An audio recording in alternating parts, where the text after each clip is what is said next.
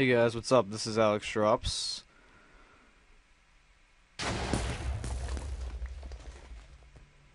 And that is certainly going to be a problem if you are an oncoming enemy.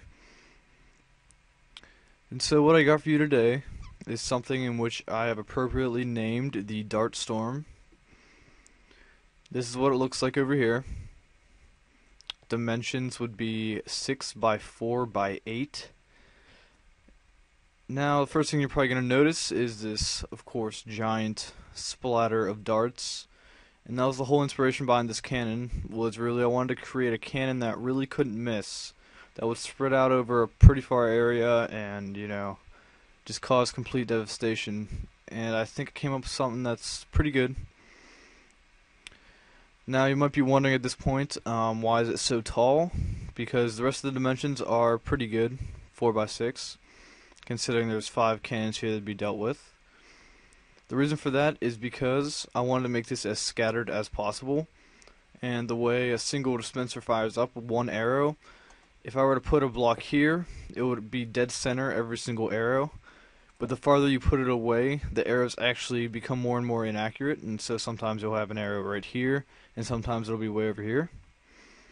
And so by using this to my advantage, I have 5 separate pistons all full with scattered arrows, in which detonated fly just about everywhere and cover every spot. And yeah, I think this design is extremely practical, especially if this is like a PvP dream here, if you get that kind of distance on it. And we're going to teach you how to build it now. Okay, so to start off building this, what you're going to want to do is place 5 dispensers facing upwards, and a layer of blocks around here. First part of this build is actually going to be creating our clock, as it usually is for a bunch of arrow cannons that I've designed. Go ahead and place our repeater here and there, and put this into subtract mode. Redstone here, here, here, and here to connect it. And I'm going to put a piece of redstone there. This will be our input right here. Go ahead and get a lever. Now on the back side of our lever here, we're going to need a redstone torch. And there's going to be a big thing of blocks here. And we're going to need some slabs now. You're going to need all of these to be on the bottom half of the blocks above this redstone here. And all come in like this.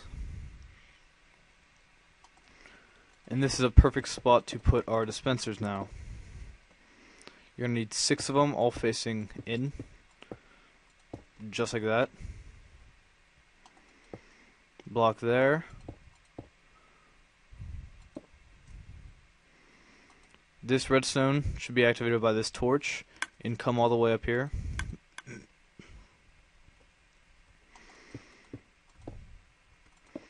Then you're going to need to build a little loop around here.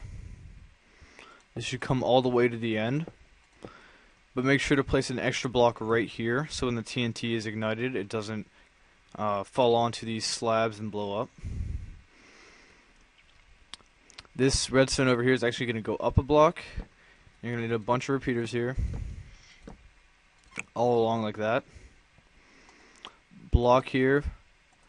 Now you're going to need a sticky piston and place that right there with a block on top. Set these all to 4.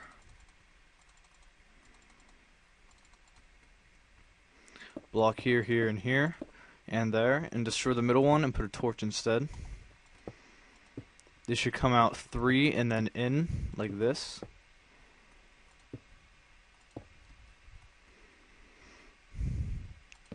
And then 2 more repeaters here. And now what we need to do, is place our pistons, which when extended are going to need to extend over here. So this needs to be 8 blocks, so go ahead and count up 8. This is the 7th.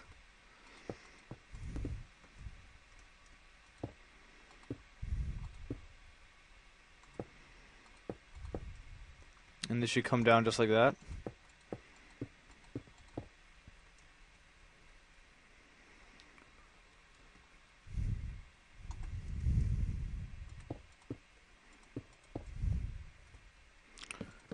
all repeaters coming into these pistons, which should all be on 4. And then this should all be redstone here, and a connecting piece right there. Now this is optional, however I would recommend it. You can choose how long you want to load this cannon, or you can simply fire an arrow into this block with a wooden pressure plate on top, and it will load it for exactly 1 minute. And this is very useful because you want to get a large amount of arrows on these things to get the maximum efficiency for the weapon, and an arrow will allow a bunch of arrows to form in 1 minute before they despawn, and they'll have time to get shut off, which works out really well. Now what I'm going to do is get my water. I'm going to have to find a way into here. We'll come over here. Right here is fine.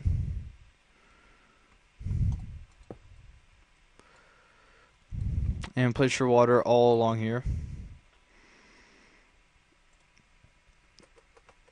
You'll need 6 stacks of TNT.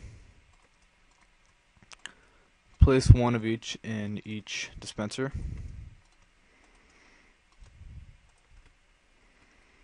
And finally the arrows.